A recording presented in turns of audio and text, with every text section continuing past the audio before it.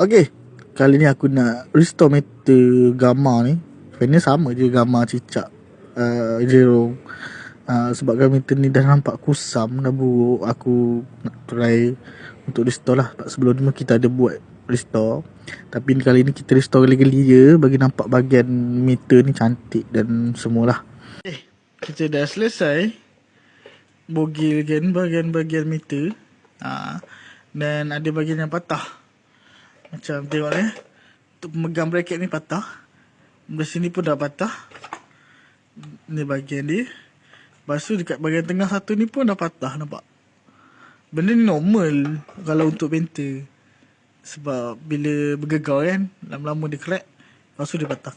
Dan owner ni rezeki murah sangat. Dah cakap dia punya papan apa semua tak ada masalah. Papan dalam keadaan baik, tak ada yang patah.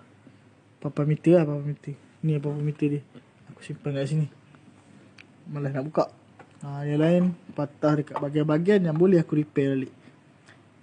Jadi untuk hari ni aku tak dan nak cuci apa semua, sebab tadi owner datang borak pasal motor apa semua. Jadi untuk next kita cuci, kita repair. Lepas tu tengok apa boleh buat. Bye bye.